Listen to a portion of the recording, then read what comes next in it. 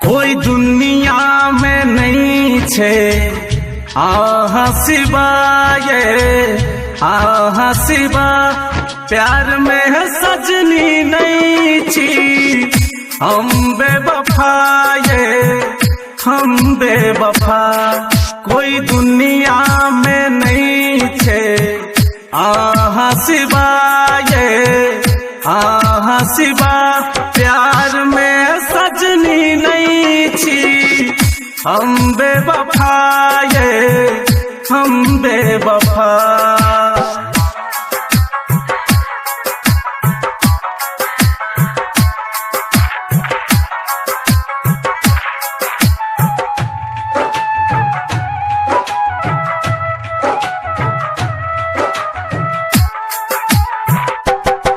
जब आहा सोना मिलब ले चली दिल के धड़कन में आहा के रखने चली।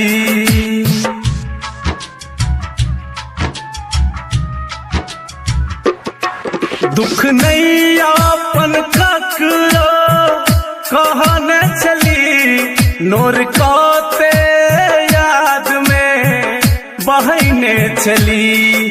कौन गलती के यहाँ देली सजा देली सजा प्यार में सजनी नहीं छी हम बेवफा हम बेवफा।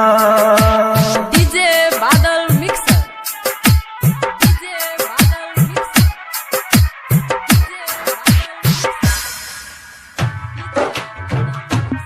जी नहीं पाइब जखन साथ छूट जाती है आहा के स्नेहिया के बंधन जे टूट जाती है।